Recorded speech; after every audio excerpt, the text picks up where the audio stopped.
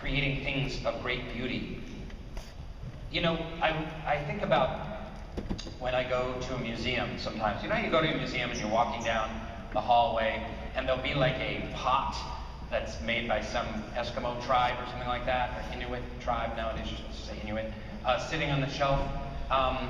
And you kind of walk past it, you look at it, there's an arrowhead and there's a teacup and a couple other things, a bone shard. And you're like, yeah, whatever, I'm gonna go see the Monet down the hall. But I think about this sometimes, that I've had really mystical experiences looking at those pots, because when you read about them and you study them, hold on a second, hold that thought. When you read about the pots, you realize that so much went into the making of that pot. It is reflective of, for instance, this was a pot that was used to carry water, so it was practical. It was very practical. It literally carried water. And it was made by a master potter, and probably his parents were potters, and their parents were potters, and their parents were potters, and the potters were kind of shamans in the tribe. And then sketched on the outside of the tribe maybe were pictures of gods, or animal gods, totem-like creatures. Maybe there's a sketch of a mountain on the side of the pot, and that mountain is the holy mountain where their ancestors are buried, and there's a river drawn on the pot, and the river flowing down from the mountain, and that river signifies life. And the pot was shared in the community and passed around, and people would drink from it as they sat around fires or in their tents. And you think about this pot like, wow, we live in such a fractured life where we think of spirituality as only going to church on Sunday mornings, and we think of our job as something that we have to do to make money, and we think of our hobby as something that we do that we love, and our family is here, and our friends are here, and there's all these different compartments. But here's this pot that so effortlessly weaves in all aspects of this culture into one thing. It signifies their religious or their spiritual life. It is reflective of their community life. It binds people together, and it's practical. It's a pot. It literally just carries water. And this is how I think about spirituality and our culture, that all of these things can exist at the same time. Spirituality has to do with us communing here. It has to do with making the world a better place, bringing people together, and also personal expression. Just like this website is an expression of my life and my story and who I am, and I'm excited to be able to share it with you guys here today. And there's so much, like I said, the internet is the future of spirituality. There is so much that can be done that is spiritual on the web. I mean, it's a spiritual act to share a beautiful photo on Instagram. It's a spiritual act to make something beautiful that you love, that you spent hours and hours on, a craft that you sell on Etsy. It's like clicking on Donors Choose and finding a teacher in the Bronx whose class project you want to support. And then you get all these great thank you letters back from the kids. There's watching a beautiful Arcade Fire video. There's the Coney 2012 campaign, which we've all heard about, and how incredible that is, that 70 million YouTube views so far to find an African warlord and bring him to justice. There's so many, because it's a spiritual act to try and bring justice to the world, I believe. And most importantly, I think that kid, that pimply kid in his parents' basement in Omaha, that kid is me. And that's why I'm sharing this, because that was me. That was the kid who bought the REM fanzine. That was the nerdy kid who played chess and wanted to be an experimental theater actor. And that kid is all of us. We need connection, we need belonging, we need compassion, we need nurturing, we need inspiration. And fortunately, I was fortunate enough to find great teachers like Raisa Landor, who inspired me and told me and taught me and showed me the way to get up off of my ass, so I wasn't just playing video games. It goes back to then, it was a little football game that went, we didn't have, and I Pong. Got me up off my ass, so I'd stop playing Pong, and really show me the possibilities of doing something with my life. These are these great teachers. And why did they do that? Why did they do that with me? Well, because they were that pimply, skinny kid in their basement in Omaha, once upon a time themselves. So they're trying to share that. What else do I have? Did I miss some slides? Oh, this is a great story.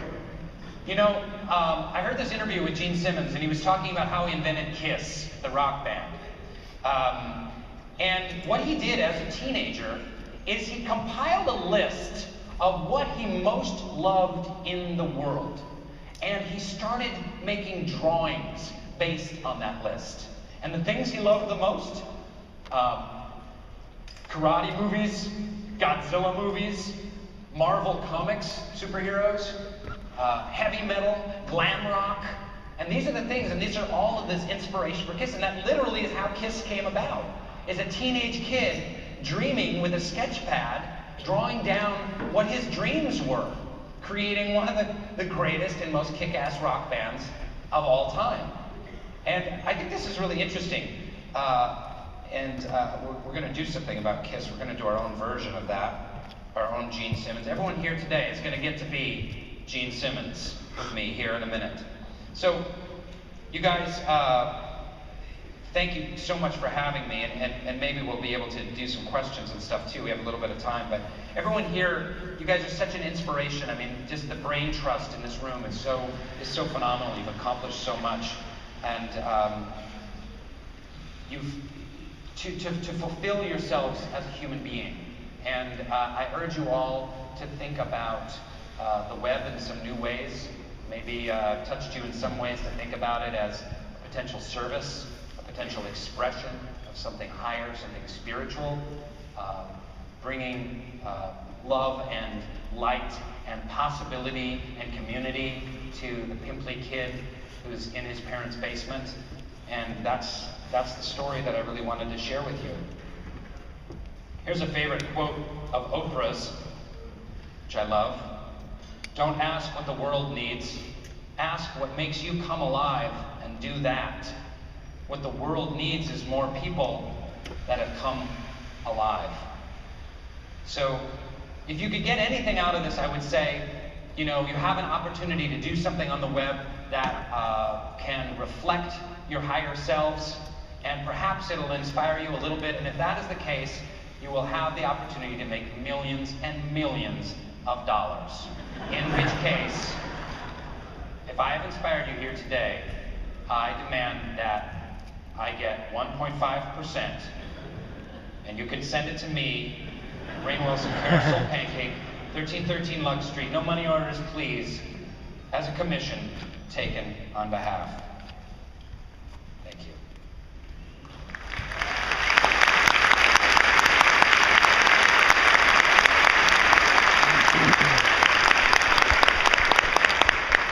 Come back to the quote by the Buddha. The Buddha is so great, the Buddha. He's short. There is another thing yet. There's an awesome thing. Don't go. All right, go. I don't care. There's an awesome thing coming up. The Buddha is smiling, happy all the time. He always knows the perfect thing to say. Chubby guy. He's kind of like the Andy Richter of religious icons. Okay, so here's your challenge. We're going to do a Soul Pancake challenge right here. Take out your smartphones and PDAs and iPads and whatnot, and get on your Twitter account. Do it now. 5, 4, 3, 2, 1. Do it. Get them out. Get them out. Get them out. We are going, like Gene Simmons, we are going to write our personal equation for awesome, including, and it's got to include at least 5 items. And you're going to tweet it with the hashtag Soul Pancake. And we have randomly chosen a number between 1 and 100. We're going to look through it, and that person here today is going to win an awesome experiential prize. You're not even going to believe it. It's so awesome. See, Gene Simmons, what he would have tweeted is glam rock plus Godzilla movies plus kung fu plus Marvel superheroes plus heavy metal is his equation of awesome. This is stuff that you love, stuff that you believe in, stuff that you want to do, stuff that you see more you want to see more of in the world, stuff that just really turns you on and invigorates you. Keep it PG though. Here, my son is here, okay? So go ahead and start posting them. Go ahead, I'll give you some time.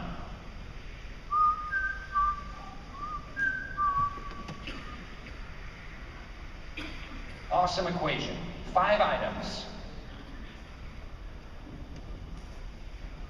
Post it, hashtag Soul Pancake.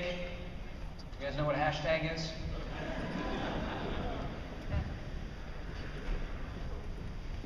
If anyone wants to sign up for Twatter, it's still up. It's 140,000 characters in order to post. It was pretty good. We got up to 7 posts. Is everyone doing it? Are you sending them in? I like your hat. You're welcome. How's it going? Who sent theirs in already? Yeah? That's quite a few. Should I give you 1 more minute? I'm going to do some more plastiques while you guys type these up.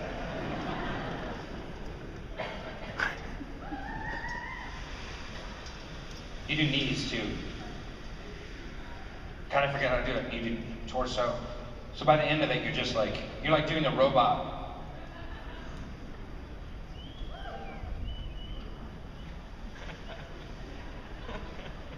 You get the idea. Okay, ready? My co-creator of the site, Devin Gundry, is here. What do you think? Did we find it? Bring him up, come on up. And Shabnam, our COO.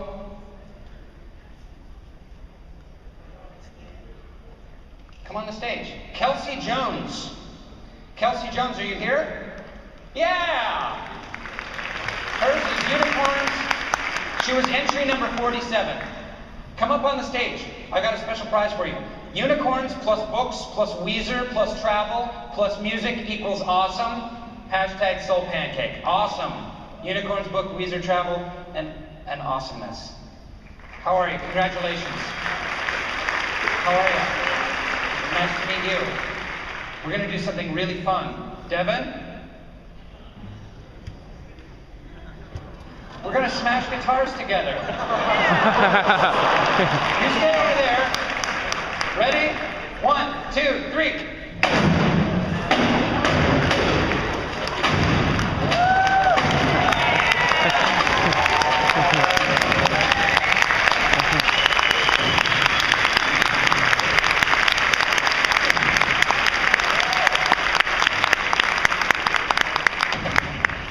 Thank you.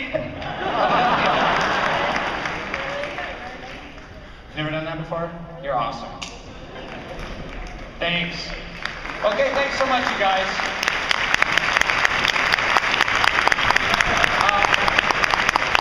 I guess I will take some questions. I don't know, it says I have 6 minutes and 37 seconds left.